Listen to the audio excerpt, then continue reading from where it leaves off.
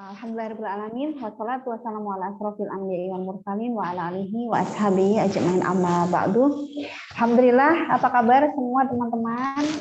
Ini banyak nih, ada yang aslinya dari Aceh ya, terus ada yang dari Palembang juga, ada yang di Jakarta, ada yang di Solo, ada yang di Karanganyar gitu ya. Jadi ternyata seluruh Indonesia itu ada di sini.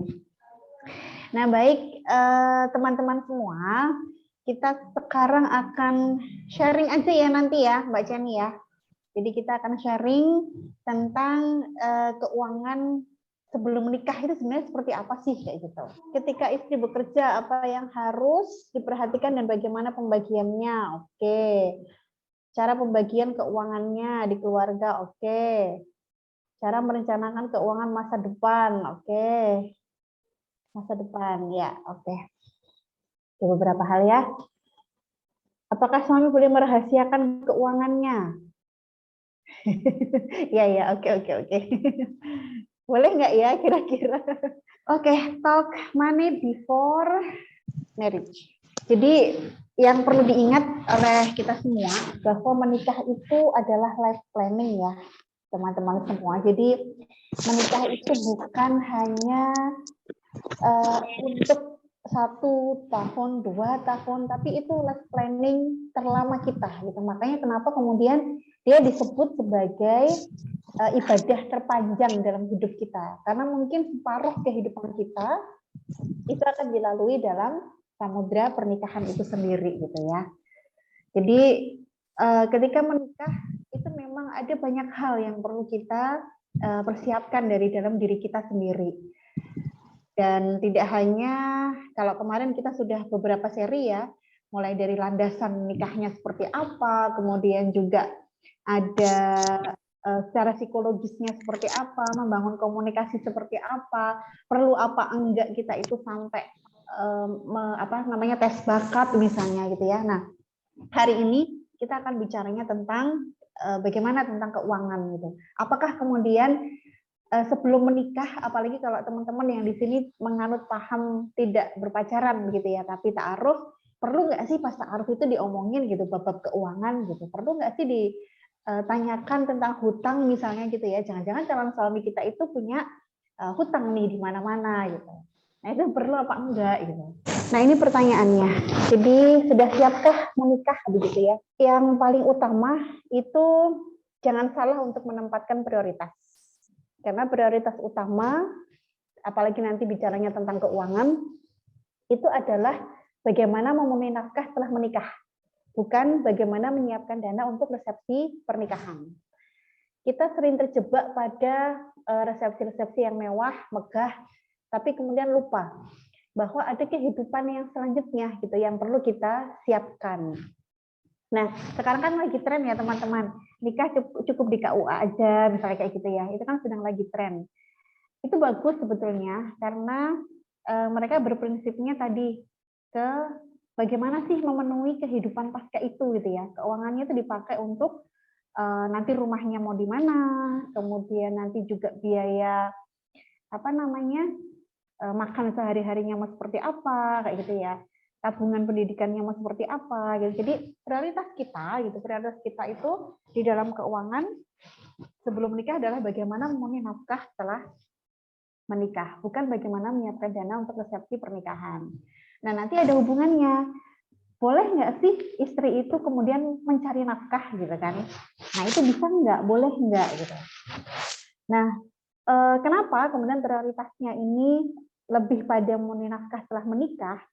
Karena gini, semahal-mahalnya biaya resepsi pernikahan itu masih bisa ditanggung bersama oleh keluarga kedua belah pihak.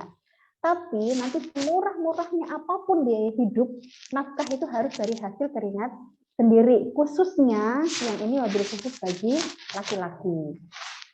Jadi seorang kaum, seorang laki-laki, dia punya tanggung jawab yang besar gitu ya terhadap keluarga.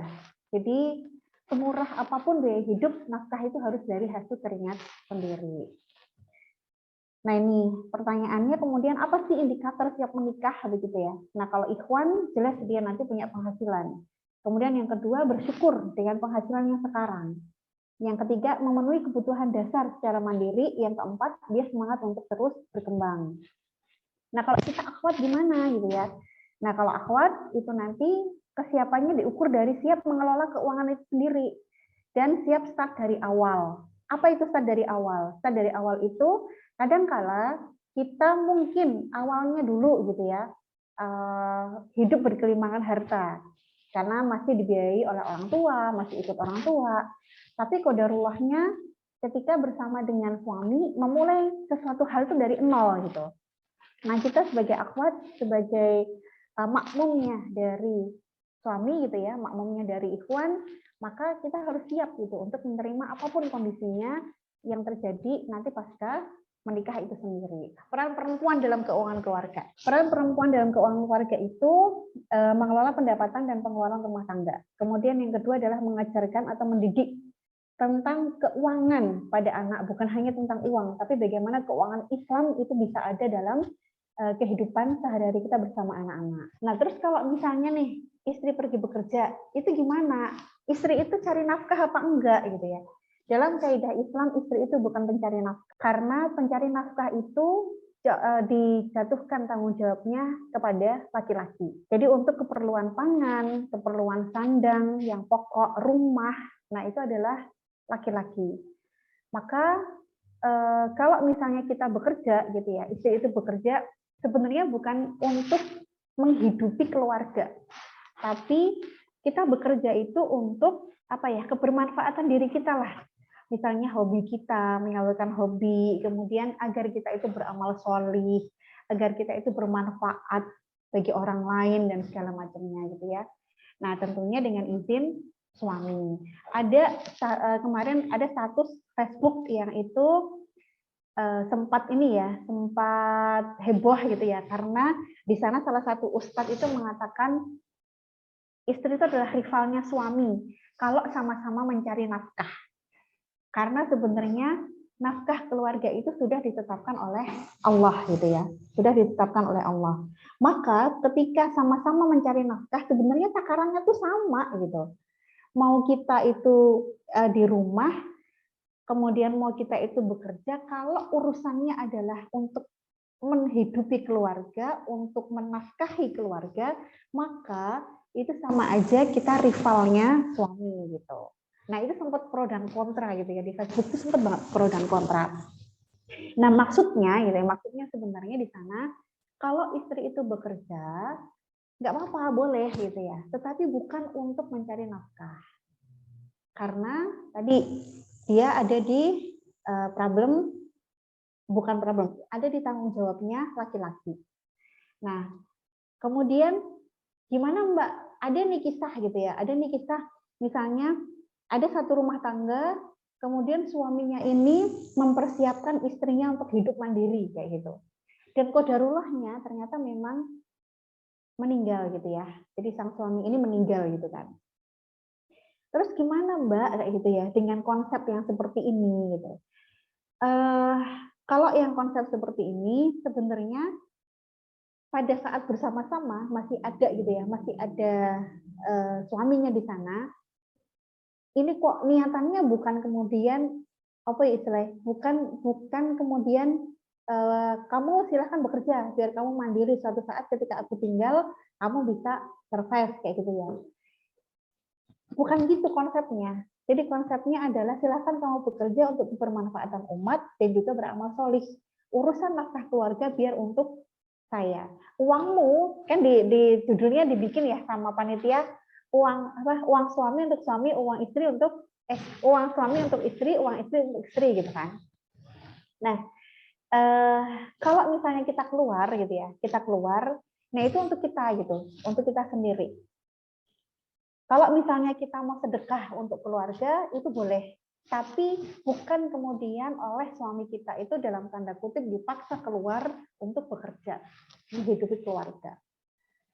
Karena ada sisi lain yang kemudian terabaikan ketika perempuan itu mati-matian dia mencari nafkah dan menghidupi keluarga bersama suami gitu ya. Apa yang terbengkalai? Yang terbengkalai adalah nasib pendidikan anak-anak kita atau anak-anak yang sebetulnya tugas utama di dalam pendidikan itu adalah kita, gitu ya.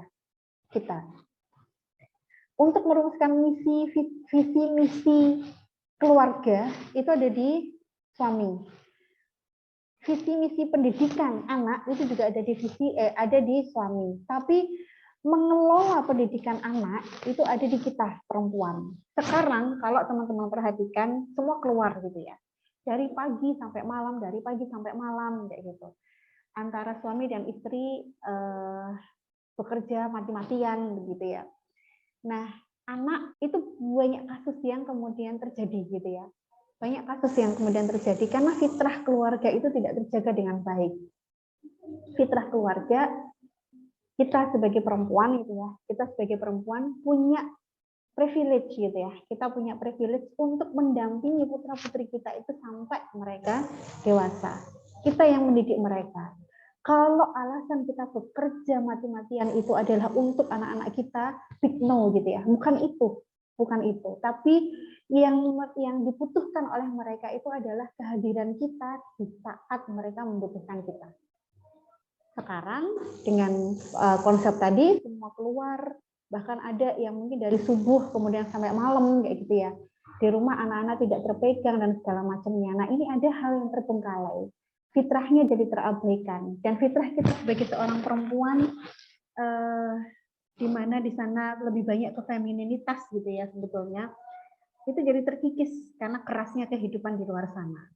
Jadi ketika misalnya suatu saat nanti teman-teman menemukan jodohnya, kawan kita itu tetap suami, kawan kita itu tetap seorang ikhwan. Maka yang kita kasih tanggung jawab untuk mencari nafkah dan menghidupi keluarga itu adalah ikhwan.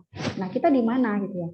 Kita boleh bekerja, tapi itu untuk bermanfaatan diri kita, kemudian untuk menabung amal solih kita gitu ya.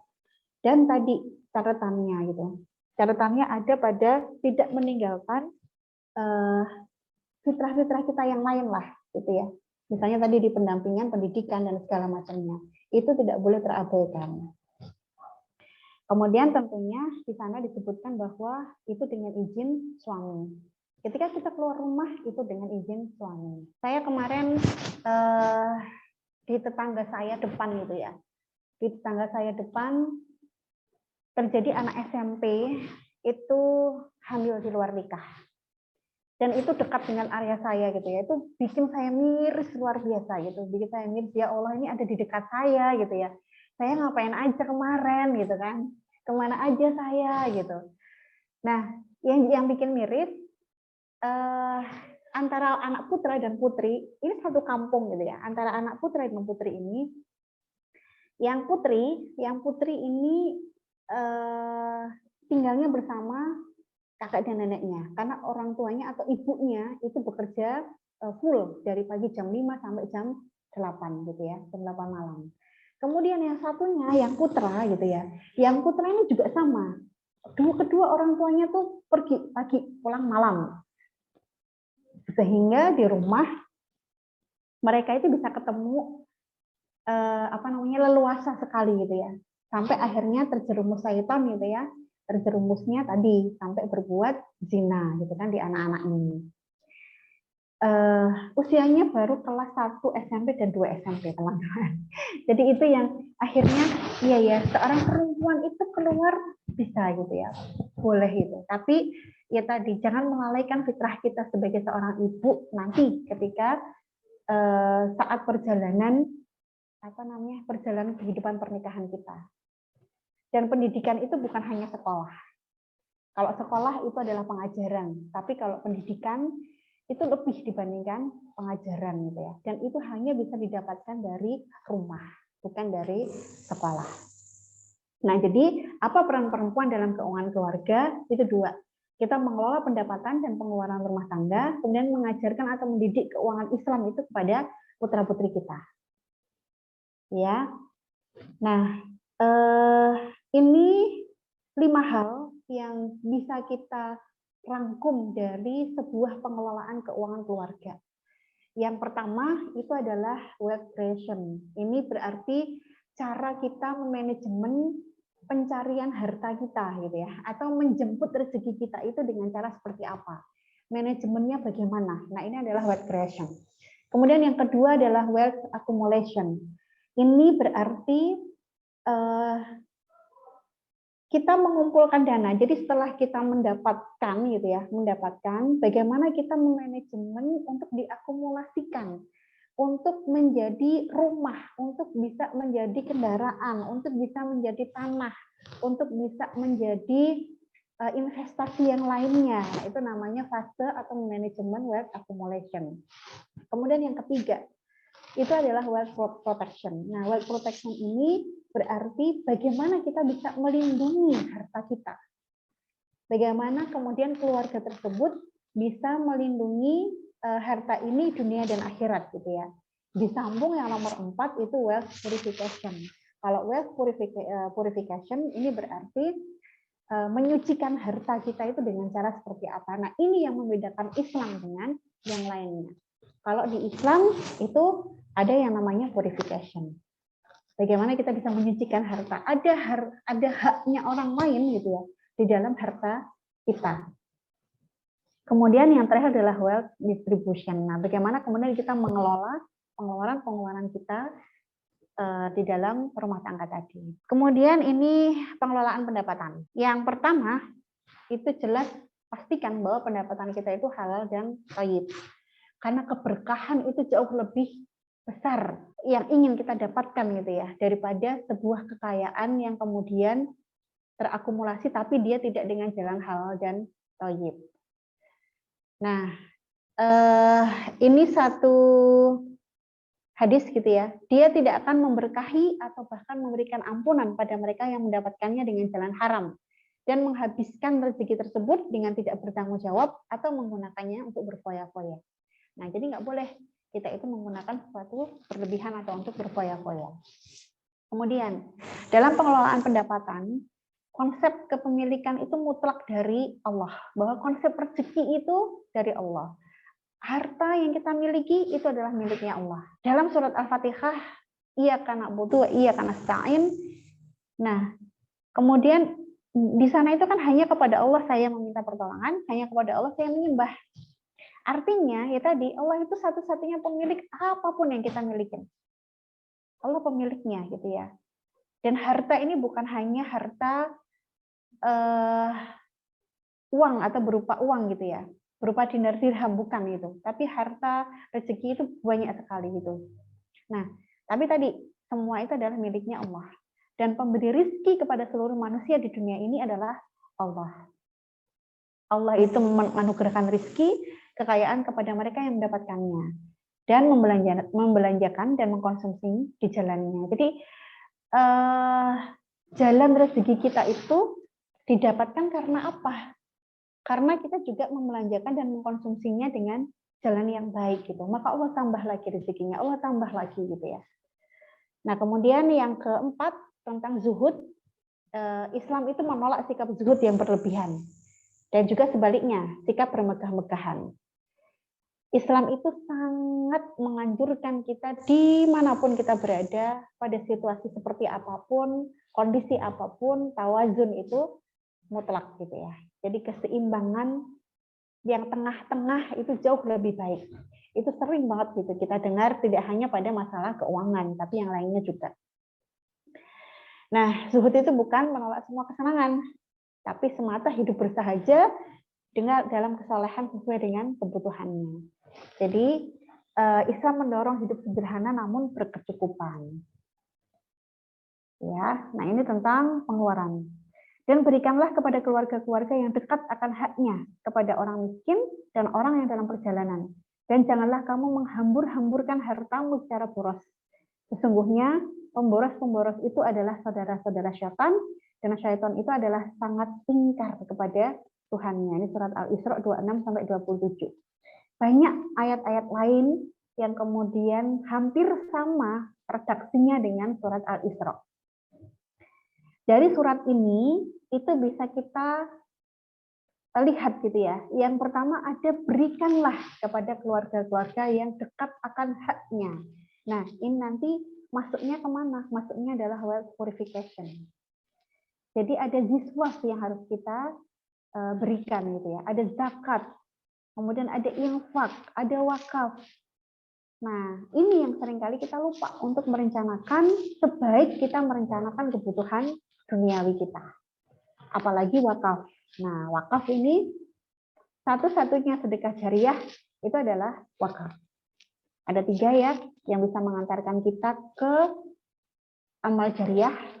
Itu adalah doa, anak yang solih terhadap orang tuanya, kemudian ilmu yang bermanfaat, kemudian yang ketiga itu adalah sedekah jariah. Nah, sedekah jariah yang dimaksud itu apa? Yang dimaksud adalah wakaf.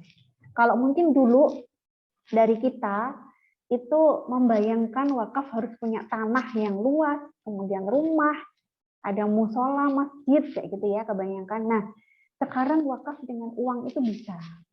Artinya, ketika kita itu mempunyai uang Rp5.000, Rp1.000, niatkanlah untuk berwakaf gitu ya, karena wakaf uang itu sudah ada dalilnya.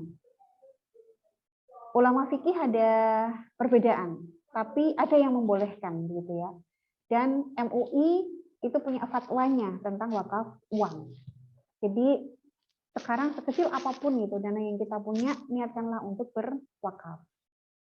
Itu bisa. Bahkan wakaf melalui uang juga bisa. Misalnya ada pembangunan masjid, kemudian kita menyampaikan dengan dana gitu ya, dengan uang. Saya ikut 10 meter misalnya. Kemudian saya ikut keramik misalnya dan segala macamnya gitu ya. Nah, ini harus kita siapkan juga gitu. Harus kita siapkan juga nanti ke depannya kehidupan dunia kita itu akan seperti kehidupan akhirat kita itu akan seperti apa.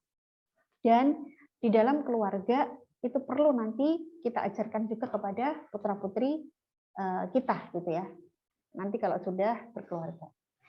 Kemudian di ayat yang tadi ada janganlah kamu menghambur-hamburkan hartamu secara boros. Nanti ada di distribusi gitu ya, pengeluaran. Sesungguhnya pemboros-pemboros itu adalah saudara-saudara setan, dan setan itu adalah sangat ingkar kepada Tuhannya. Artinya kalau kita hidup boros, maka sebenarnya kita itu juga kayak setan, padahal setan itu ingkar sama Allah gitu ya.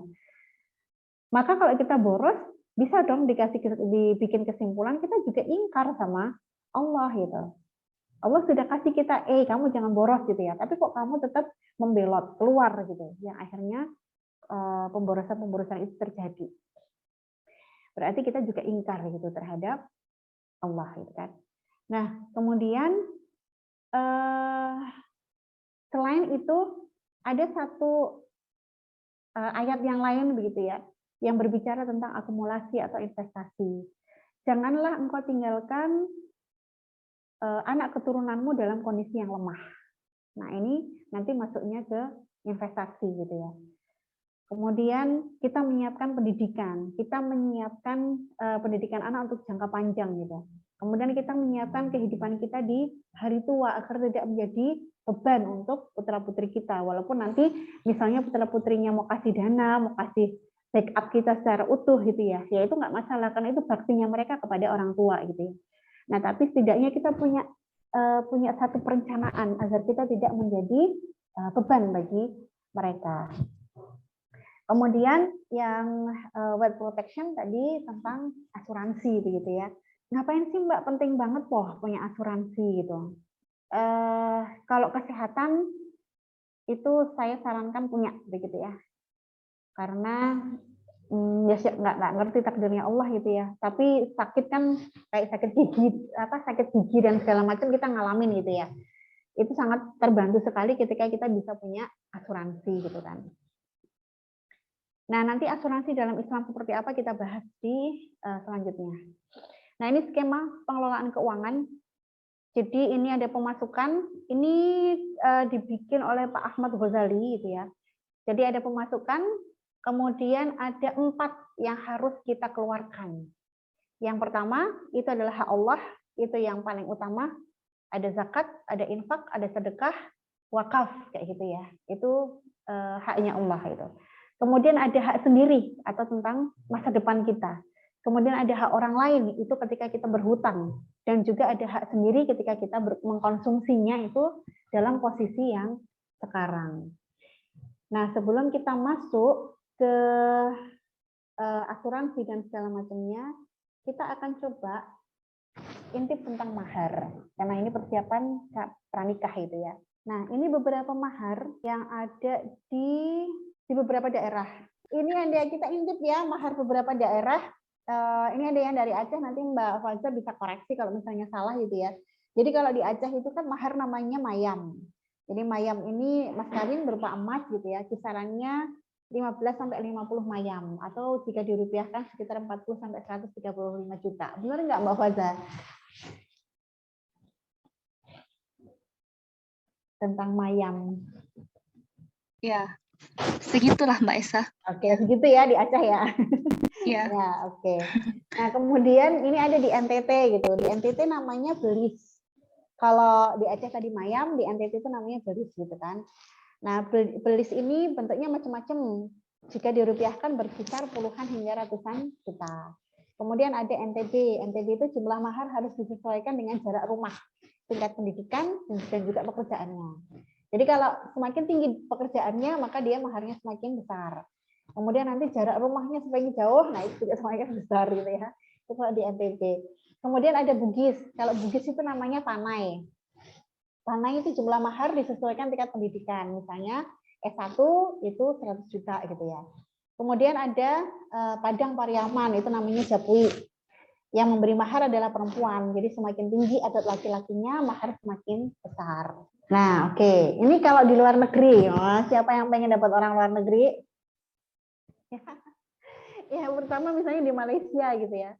Di Malaysia tuh maharnya ada 80 RM gitu ya, hantaran nanti 5.000 sampai 8.000 RM. Nah, ini di Korsel itu rata-rata 200.000 US dollar atau setara 1,8 miliar. Kemudian di Mesir itu mahar minimal harus tersedia pound kira-kira 600 juta. Ini ada Ustazah Kuntum ya, ada Ustazah Kuntum. Dulu kalau di Mesir apa namanya?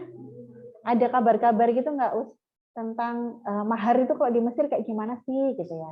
Nah, kalau di Mesir itu sampai kadang-kala ngasih rumah gitu loh teman-teman. Jadi syaratnya mereka menikah itu menyediakan rumah gitu untuk perempuannya. Itu ya. Nah, nggak mau digeser lagi.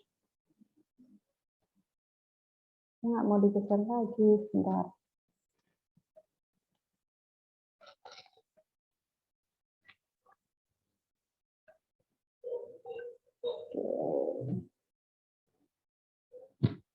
Nah, tapi kemudian maharnya, ini maharnya Fatimah, putri Rasulullah SAW.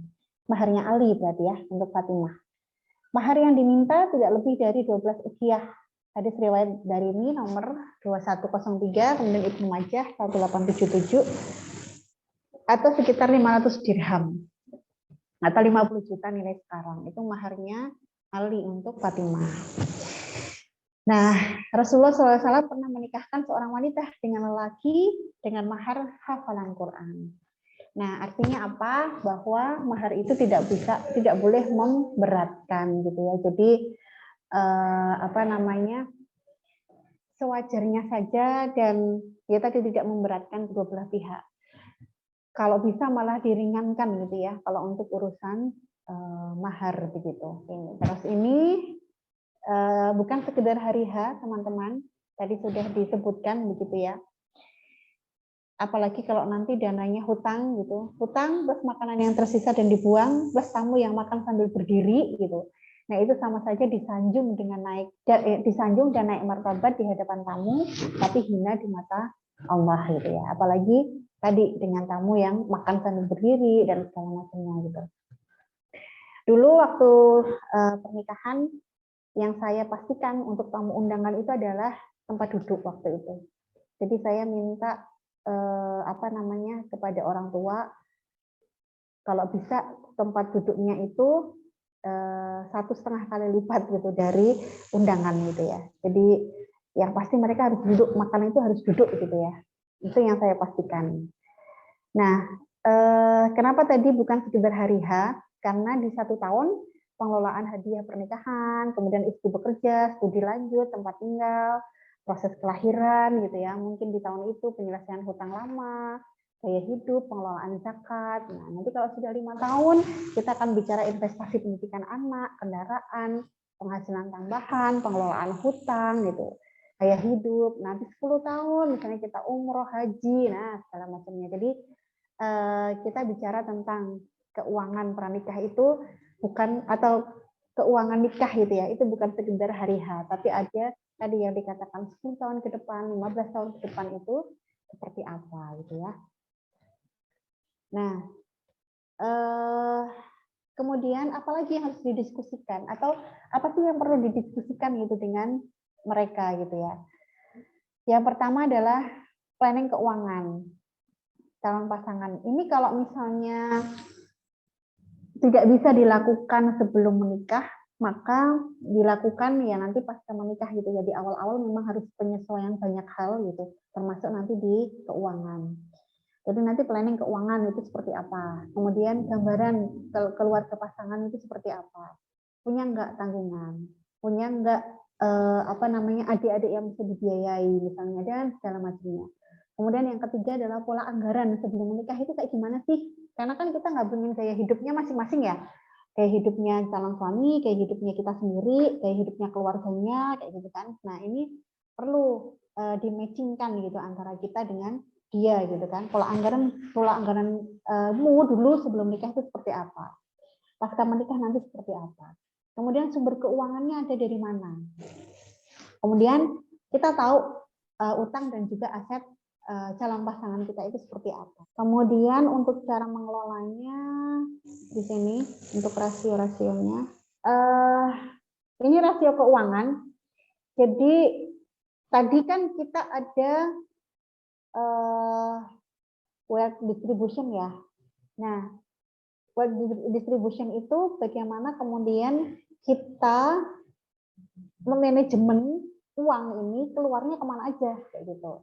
Nah, yang pertama, kalau yang ideal menurut para perencana keuangan, ada lagi Salman sahabat Rasulullah itu membagi sepertiga gitu ya. Jadi sepertiga itu untuk kehidupan dunianya dia, Yusuf. Sepertiga itu untuk pengeluarannya, sepertiga lagi itu untuk masa depannya. Kalau kita bisa seperti ini, luar biasa gitu ya, nggak apa-apa gitu, boleh gitu. Nek saya pribadi belum sampai ini, belum sampai pada tahap sepertiga gitu ya.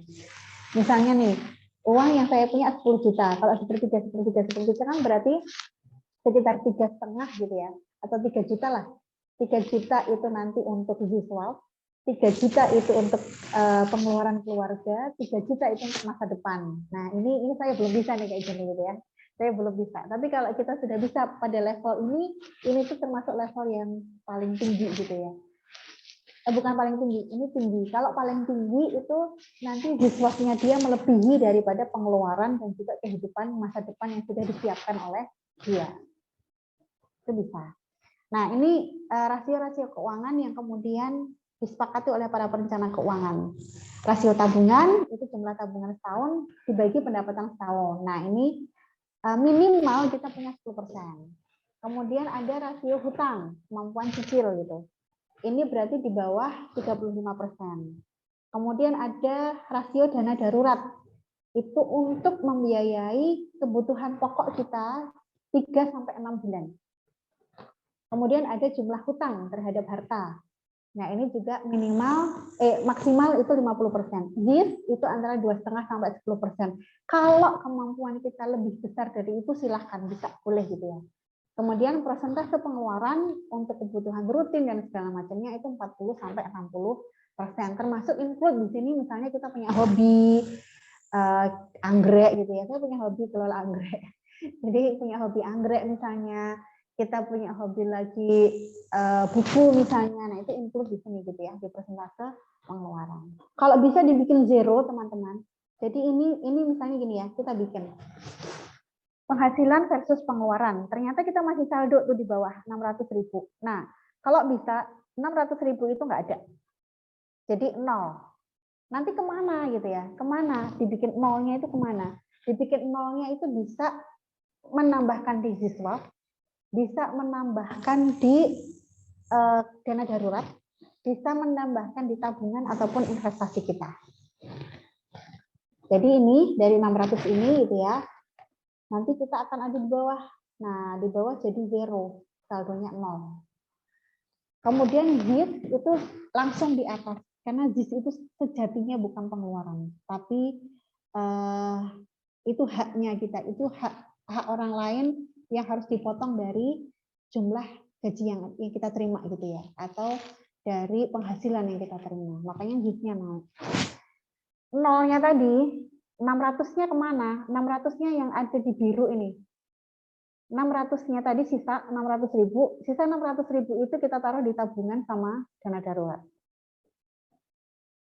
Jadi nggak boleh ada sisa. Kenapa nggak boleh ada sisa? Kalau misalnya sisa, mesti bablas, mesti habis gitu ya. Maka kita harus tertib dengan diri kita sendiri. Oh, ini ada sisa 600, kemana ya? Kayak gitu. Untuk apa ya? Jadi kalau misalnya dirasa sudah cukup dana daruratnya, karena misalnya sudah terkumpul dan bisa memenuhi 6 bulan kebutuhan pokok, misalnya terjadi hal-hal yang tidak diinginkan, nah bolehlah misalnya ke liburan kayak gitu yang ditambah gitu ya. Literasi keluarga misalnya buku itu juga boleh. Nah itu bisa. Asalkan tadi dana daruratnya itu aman gitu ya, safe. Kenapa dana darurat ini penting? Karena beberapa kali, terutama kemarin kejadian pandemi gitu ya, qadarullah-nya kan banyak PHK, banyak yang kemudian mereka tidak melanjutkan pekerjaannya gitu, diputuskan gitu ya, atau yang bisnis lesunya luar biasa. Nah kalau kita ada saving dana darurat itu bisa untuk hidup 6 bulan lah gitu ya, bisa untuk hidup 6 bulan. Selama 6 bulan ini kita akan switch diri kita gitu ya, untuk bisa meraih atau menjemput rezeki Allah itu dengan cara yang lainnya. Karena rezeki itu harus dijemput. Rezeki itu nggak bisa datang sendiri, teman-teman. Rezeki itu harus dijemput. Nah, jadi dana darurat tadi untuk mengantisipasi hal-hal yang tidak diinginkan. Dan kita dalam tanda kutip ini wajib gitu ya kita punya. Ini tabungan versus dana darurat. Kalau teman-teman itu nanti mau punya tabungan, wajib ada tujuannya. Nggak boleh tabungan itu tidak ada tujuannya. Kenapa? Kalau tabungan tidak ada tujuannya, maka nanti pasti habis. Terkikis, dikit-dikit kita ambil, dikit-dikit kita ambil, kayak gitu ya. Akhirnya tujuan-tujuan keuangan kita tidak tercapai. Jadi tabungan itu kita namain, oh ini untuk tabungan hari raya, oh ini untuk tabungan pendidikan anak, oh ini untuk tabungan liburan, oh ini misalnya untuk tabungan sekolah misalnya, sekolah S1, sekolah S2 kayak gitu ya. Nah, jadi kita punya beberapa rekening gitu untuk menertibkan dana-dana yang kita punya. Saya kalau misalnya punya tabungan pendidikan anak, itu saya blok. Jadi saya hanya ambil besok selama 10 tahun ke depan. Nah, nanti kalau misalnya dari penghasilan suami, kemudian penghasilan saya gitu ya, saya mau sedekah nih, mau saya masukkan ke tadi tabungan pendidikan gitu. Ya sudah, nanti diambil, dikasihkan dari tabungan dari penghasilan gitu ya, nanti langsung dimasukkan ke pos tabungan pendidikan. Yang itu hanya boleh saya ambil selama atau besok 10 tahun ke depan. Jadi kita sudah punya perencanaan yang matang gitu ya tentang hal tersebut. Nah, kemudian kalau dana darurat itu digunakan untuk apa? Digunakan apabila kondisinya benar-benar mendesak, unpredictable. Jadi dia yang nggak bisa kita nggak bisa kita kendalikan gitu. Misalnya mobilnya rusak, motornya rusak, nah itu kan juga masuk, bisa diambilkan dari dana darurat. AC yang rusak tiba-tiba gitu ya, walaupun sudah diservis rutin, tapi ternyata tiba-tiba mati dan segala macamnya, nah itu masuknya ke dana darurat. Lanjut ke asuransi syariah gitu ya.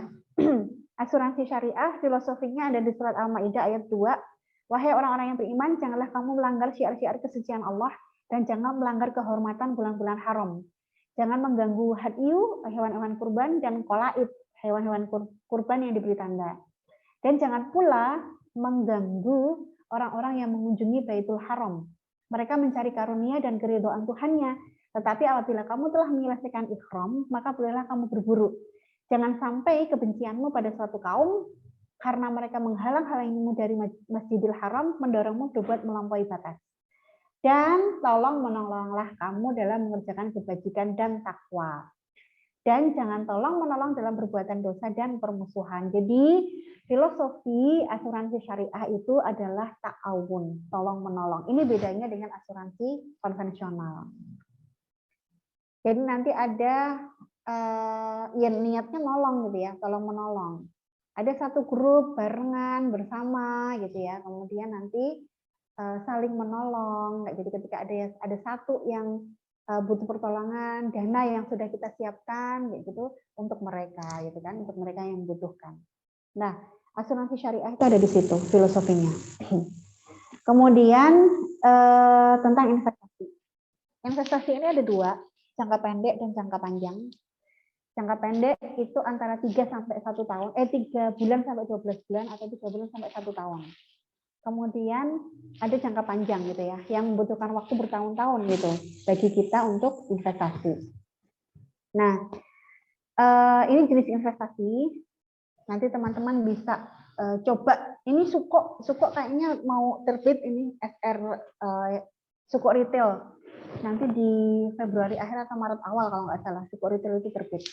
Jadi ada reksadana syariah, ada Suko, ada saham syariah, ada deposito berjangka, ada emas logam mulia, sama properti bisnis atau sektor real. Nah, ini adalah salah satu atau beberapa contoh gitu, beberapa instrumen yang bisa kita jadikan investasi gitu ya. Ada reksadana syariah, itu bisa. Apa bedanya reksadana syariah dengan saham syariah? Kalau saya mengibaratkan, reksadana syariah itu kayak ini loh, kayak rujak teman-teman. Rujak itu kan dicampur-campur banyak banget buahnya gitu ya. Nah, kemudian di situ tuh kayak apa namanya, satu lembaga, dia mengelola banyak perusahaan, bukan mengelola, dia menjembatani banyak perusahaan yang menerbitkan saham, menerbitkan yang lainnya, misalnya ada apa namanya, Suko dan segala macam gitu ya, SBM misalnya. Nah, kemudian mempertemukan antara perusahaan itu dengan kita. Kita sudah pasrah gitu ya, kita udahlah aku nitipkan uang ke manajer investasi ini nih. Terserah nanti reksadananya mau ditaruh di mana. Aku pengennya yang skala investasinya atau rate-nya itu sekian misalnya. Nah, bedanya sama saham apa? Kalau saham itu kita harus pantenginnya sendiri itu ya, dan satu-satu, satu perusahaan satu lagi gitu. Nah, kalau reksadana syariah itu dicampur, bisa berbagai perusahaan yang ada, yang kita pilih gitu untuk ada di situ. Nah, kemudian ada Suko ini bukan surat utang ya, saya salah, belum tak perbaiki. Jadi Suko itu ibaratnya kita investasi ke pembangunan proyek sesuatu gitu. Terus nanti kita dapat bagi hasilnya. Nah, investasinya ada di sana. Oke, itu teman-teman. Panjang nanti kalau ngomongin investasi, gimana cara ngitungnya investasi dan segala macamnya.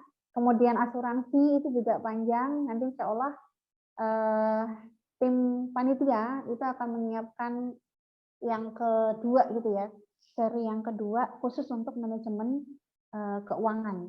Mulai dari bagaimana kita manajemen pendapatan, kemudian bagaimana kita itu manajemen pengeluaran kita, bagaimana manajemen investasi kita, kemudian manajemen asuransi kita, protection kita, memplanning wakaf itu seperti apa. Nah, itu nanti di pertemuan berikutnya, karena itu satu judul materi bisanya satu sesi gitu ya. Tidak bisa dicampur. Nah, ini baru prolog gitu ya, teman-teman. Ini ada pertanyaan. Yang pertama dari Mbak Delva, apakah suami boleh merahasiakan keuangannya? Bolehkah suami merahasiakan penghasilannya? Soalnya gini, suami itu nanti hubungannya ke waris ya. Nanti hubungannya ke waris. Mungkin secara fikih itu boleh tidak memberitahu kita gitu. Tapi kalau saya pribadi gitu ya, ke keluarga itu saya tekankan untuk ayo kalau bisa terbuka begitu ya. Kalau bisa terbuka. Kenapa? Nanti ngaruhnya ke harta waris sebetulnya. Kan harta suami yang diwariskan ya, bukan harta kita, bukan harta perempuan, bukan harta istri. Kalau kita bikin tentang waris, itu misalnya saya seorang istri punya tinggalan warisan dari orang tua. Nah, itu nggak akan dimasukkan ke dalam warisan yang akan dibagi ke anak-anak saya, kayak gitu ya. Nah, kalau misalnya kita tidak tahu hutangnya suami kita itu berapa, piutangnya suami kita ke orang lain itu berapa, jumlah tabungannya itu berapa, nanti susah untuk menghitung harta waris itu sendiri. Bukan kita mau rebutan harta waris ya, bukan itu. Tapi takutnya apa gitu? Takutnya adalah satu, ternyata ada hutang zakat yang belum terbayarkan. Yang ini nggak diketahui oleh siapapun kecuali suami kita misalnya.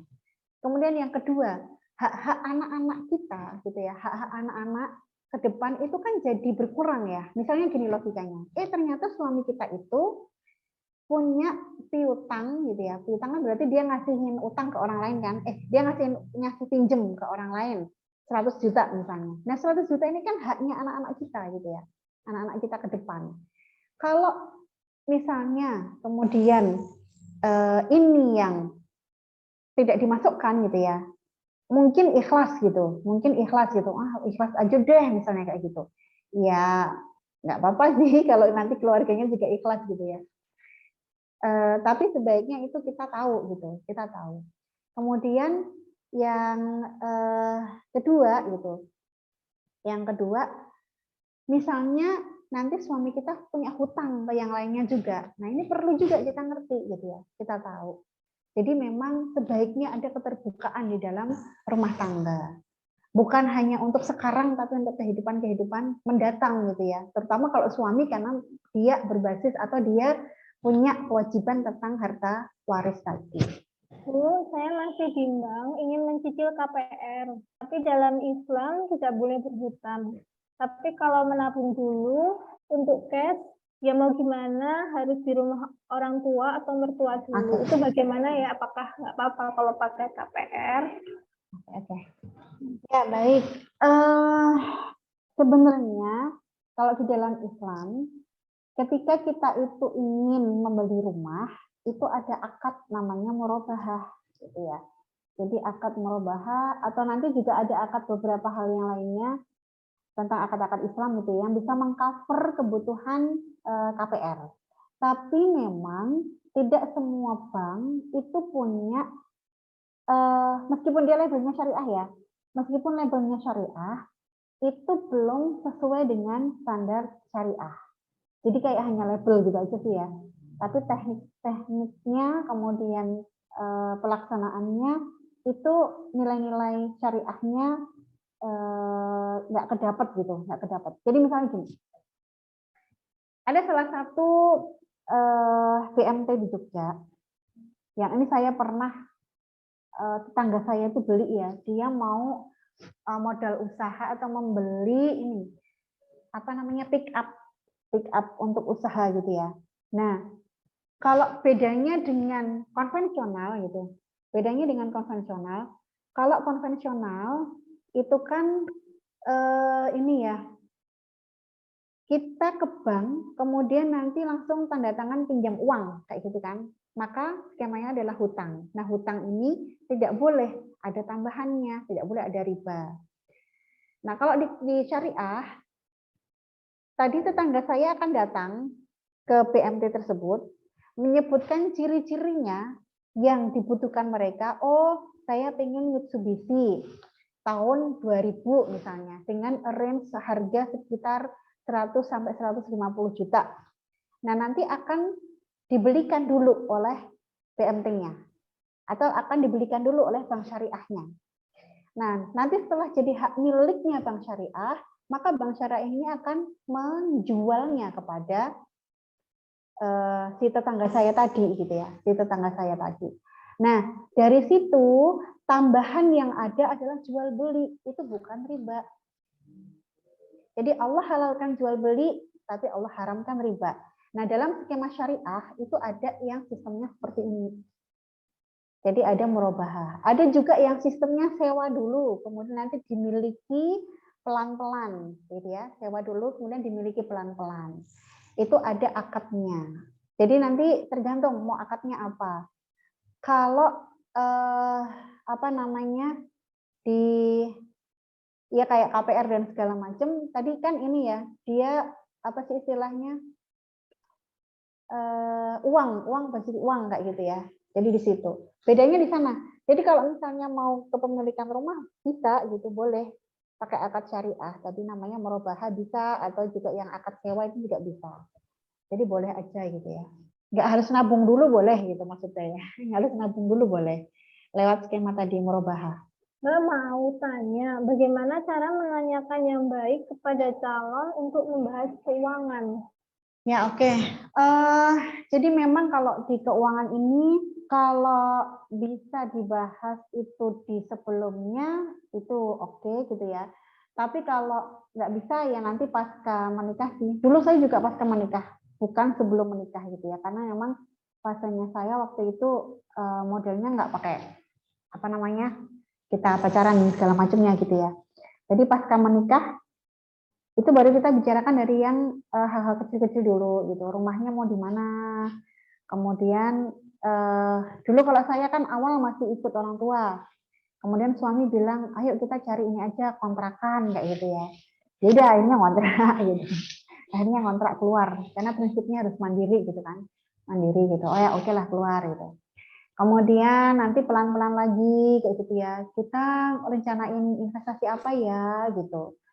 Ini nih saya pengen nabung nanti untuk kelahiran misalnya atau nabung nih untuk persalinan, nabung nih untuk liburan. Nah, itu nanti pelan-pelan sih. Memang harus pelan-pelan dulu gitu ya. Apalagi kalau kita masih belum saling mengenal gitu, belum saling mengenal.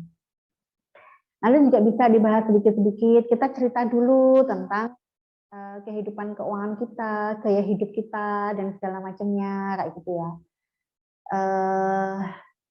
Di apa ya istilahnya didiskusikan dari yang ringan-ringan dulu lah, bisa dimulai dari kita dulu yang cerita, oh gaya hidupku tuh begini loh kayak gitu. Aku tuh nggak pengen apa namanya yang wah-wah gitu, oh aku itu kebiasaannya seperti apa mengelola keuangan. Nah itu diawali dulu dari kita yang cerita, karena mungkin itu hal yang akan sensitif ya bagi seorang laki-laki gitu ketika ujuk-ujuk, tahu nggak ujuk-ujuk ya, tiba-tiba, nah tiba-tiba itu kita kemudian nanya, hutangmu berapa kayak gitu, kan nggak lucu ya, barusan nikah gitu kemudian kita bilang, utangmu berapa gitu. Tapi saya dulu tahu bahwa untuk membiayai pernikahan saya kan akan ada gitu ya, atau bukan membiayai, bahkan mahar gitu ya, mahar itu dulu suami saya atau apa namanya bukan berasal dari penghasilannya dia misalnya. Nah itu tahu gitu. Nanti pelan-pelan oh ya it's okay gitu. Nanti kita bareng-bareng gitu kan di apa namanya dikembalikan kayak gitu. Nah itu. Jadi kalau mau memulai mendingan dari kita dulu yang cerita tentang gaya hidup kita seperti apa, kemudian keinginan kita bagaimana mengelola keuangan gitu ya, tanpa memojokkan atau kayak istilahnya kayak nuduh gitu ya, nuduh suami kita gitu. Yang dihindari itu sih, yang dihindari kita tidak melakukan judgement gitu, kita tidak melakukan judgement. Terus jangan serius-serius banget kalau ngomongin keuangan ya, atau calon suami jangan serius-serius banget, bisa sih sambil bercanda kayak gitu kan. Insya Allah semoga apa ya materi dari Bu Esa Putri ini bisa semakin meningkatkan gitu ya pemahaman kita tentang bagaimana mengelola keuangan keluarga, kemudian juga mungkin bisa memperbaiki gitu ya mindset kita untuk nggak taklek gitu ya dalam keuangan, ternyata masih bisa dikomunikasikan.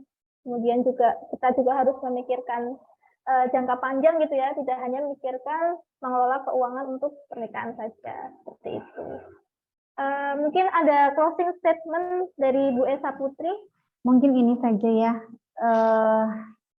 Kalau kita membahas tentang keuangan, yang kita jadikan landasan adalah Quran dan Sunnah itu. Jadi nanti bersama-sama calon pasangan, atau kemudian nanti ketika habis menikah itu bisa dikaji bareng-bareng gitu ya, hadis-hadis ataupun Quran-Quran, ayat-ayat Quran yang berkaitan dengan keuangan itu sendiri. Banyak kok, banyak banget gitu ya, yang berbicara tentang perencanaan keuangan.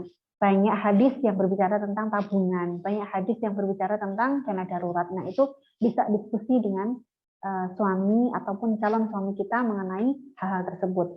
Intinya adalah kita basicnya adalah Muslim, kita adalah Islam, kayak gitu ya. Maka kita kembali pada Quran dan Sunnah itu sendiri.